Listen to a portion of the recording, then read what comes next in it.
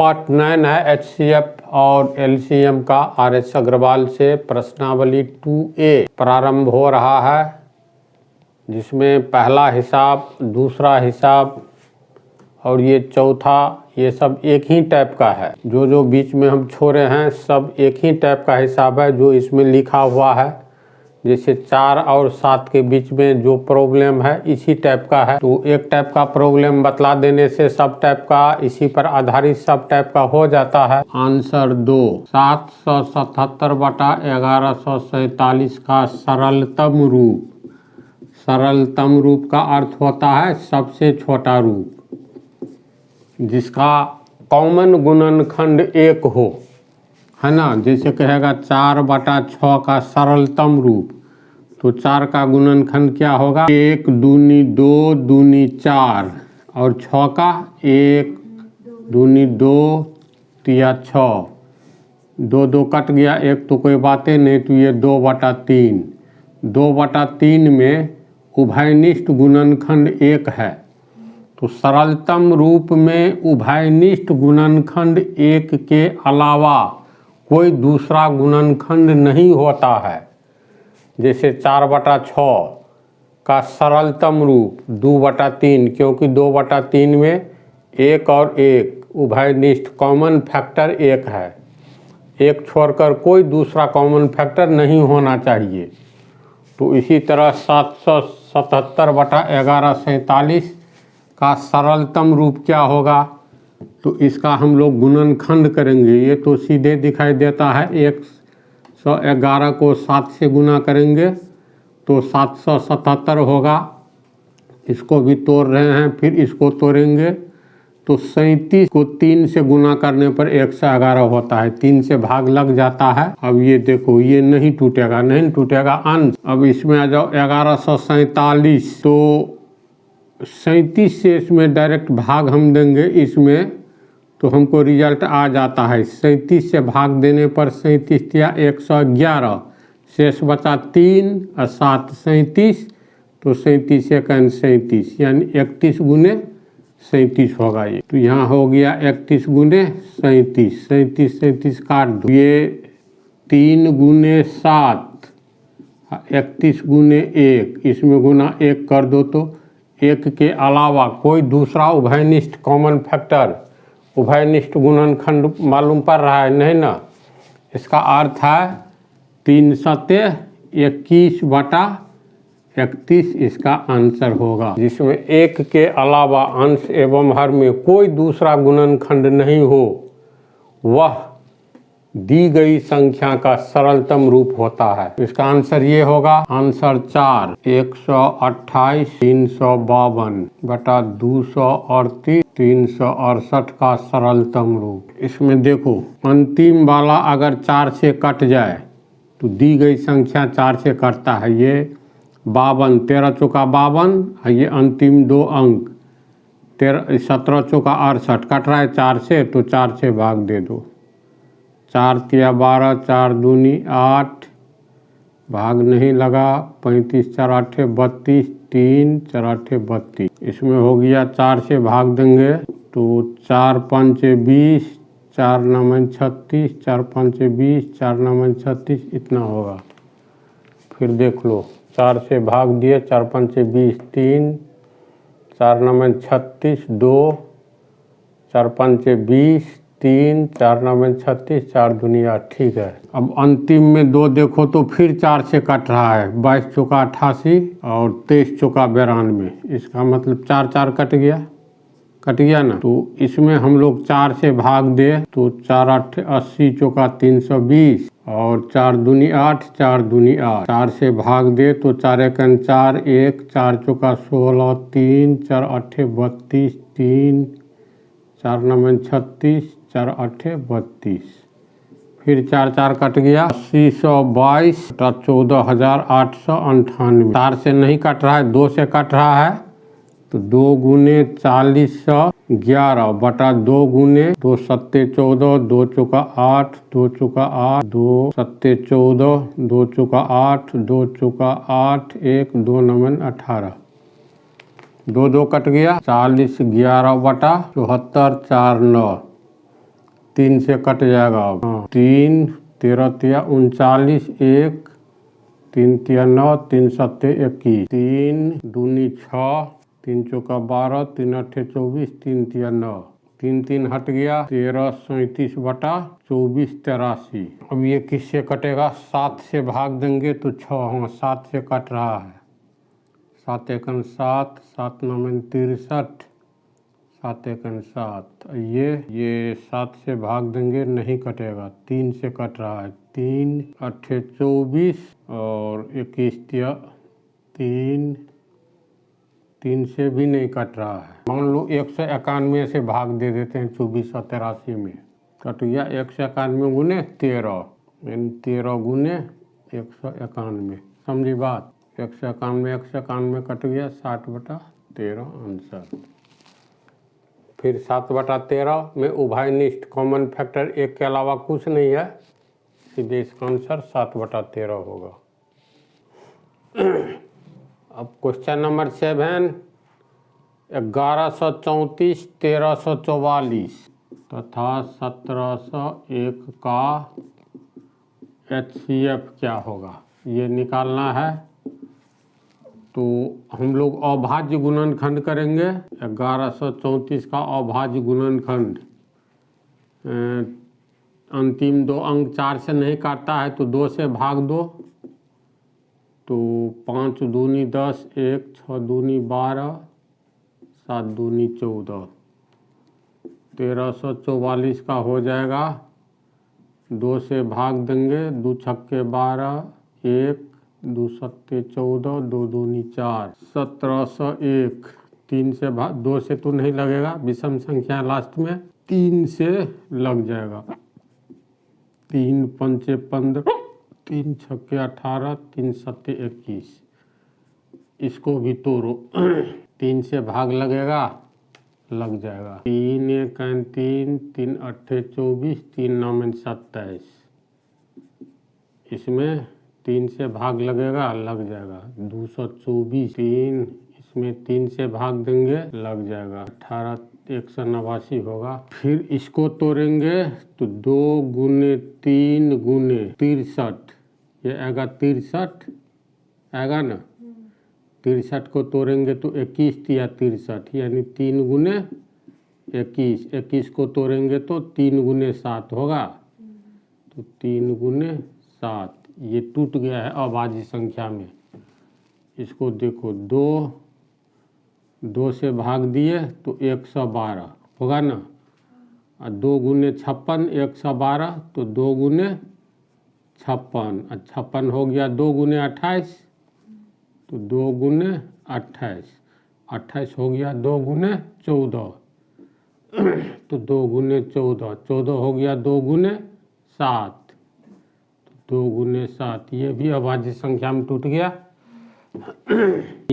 3 से भाग देंगे, 3 छक्के 18, 3 तिया 9, 3 तो है ही। 3 से भाग देंगे तो 63, 21 तिया 63, यानी 3 गुने 21, तो 3 गुने 21। 21 हो गया। 3 गुने 7, तो 3 गुने 7।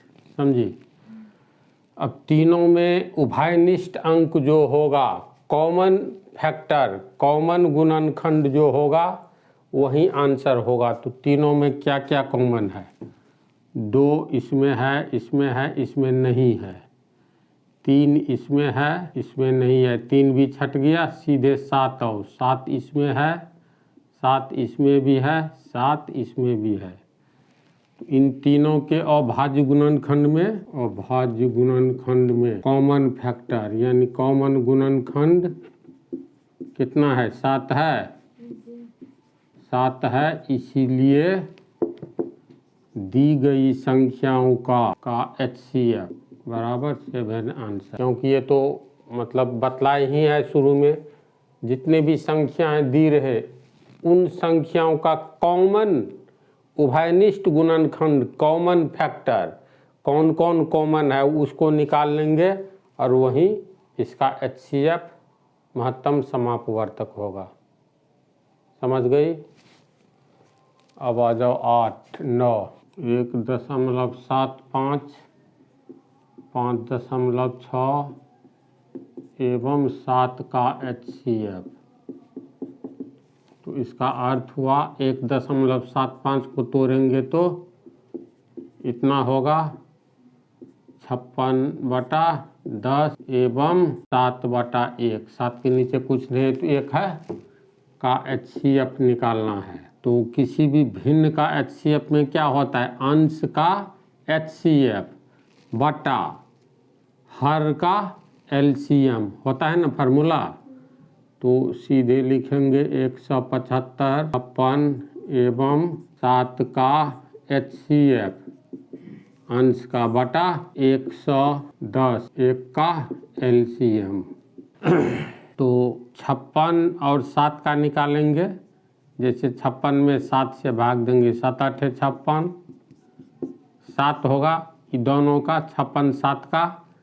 तो अब 7 में इससे भाग देंगे 175 में 7 से, तो 7 दूनी 14, 3 ये भी कट गया ना, 7 5 यानी ये 7 होगा।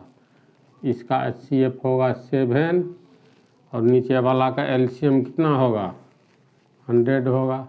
110 का LCM कितना होगा, 2 से भाग दो 50, 5 से भाग दो 5 दहन 50, 2 5 से 10 दहन 100 होगा 100। 7/100 आंसर। अगर इसको दशमलव में लिखे तो दशमलव के आगे 2 अंक है ना, तो इसके आगे 2 अंक होना चाहिए, तो 07। समझ गए इसको। 9 3 संख्याएं 1:2:3 के अनुपात में हैं तथा इनका महत्तम समापवर्तक 12 है। ये संख्याएं हैं, यानी विकल्प दिया हुआ है। तो 3 संख्याओं का अनुपात कितना है, 3 संख्याओं का अनुपात 1:2:3। यानी इसका अर्थ हुआ कोई संख्या मान लो 1 गुने कोई संख्या 1 दूनी 2, 2 दूनी 4, 3 दूनी 6 है ना। 2 से 1 गुने 2 हुआ, ये 2 से गुना किए तो 2 गुने 2, 2 गुने 3 यानी 2:4 यानी 2/4, 1/2 बराबर 1:2 हो गया। ये 2/3 तो 2:3 हुआ। यानी ये सब तो शुरू में बतलाए हैं ना। तो मान लेते हैं कोई संख्या x है, यानी 3 संख्याओं का अनुपात ये है। तो अगर पहली संख्या x होगी तो दूसरी 2x होगी, तीसरी 3x होगी, है ना। पहली संख्या अगर 2x होगा तो दूसरी संख्या 1 दूनी 2x, तो 2 दूनी 4x, तीसरी 3 दूनी 6x। इसी तरह से ये 3x होगा, 3 से गुना किए तो ये 2 तिया 6x होगा, ये 3 तिया 9x होगा। तो हम लोग मान लेते हैं दी गई संख्याएं x, माना कि ये अनुपात दिया हुआ है तो हम लोग लिख सकते हैं, अर्थात पहली संख्या बराबर x होगा तो दूसरी संख्या 2x होगा, दूसरी संख्या बराबर 2x होगा तथा तीसरी संख्या 3x होगा ना। अब क्या कह रहा है, तथा इनका महत्तम समापवर्तक 12 है। यानी प्रश्न से x, 2x एवं 3x का महत्तम समापवर्तक यानी HCF बराबर कितना 12 है। इसका क्या अर्थ हुआ, इसका HCF कैसे निकालेंगे हम लोग, x का गुणनखंड अभाज्य गुणनखंड, x का अभाज्य गुणनखंड, अ से अभाज्य गुणनखंड 1 गुने x होगा। 2x का अभाज्य गुणनखंड कितना होगा, 1 गुने 2 गुने x, 2x हो गया। 3x का अभाज्य गुणनखंड कितना होगा, तो 1 गुने 3 गुने x होगा। उभयनिष्ठ अंक 1 तो सब में रहता है, देखो तो इसमें x है उभयनिष्ठ। तो दी गई संख्याओं का के अभाज्य गुणनखंड में उभयनिष्ठ गुणनखंड ही दी गई संख्याओं का महत्तम समापवर्तक होता है।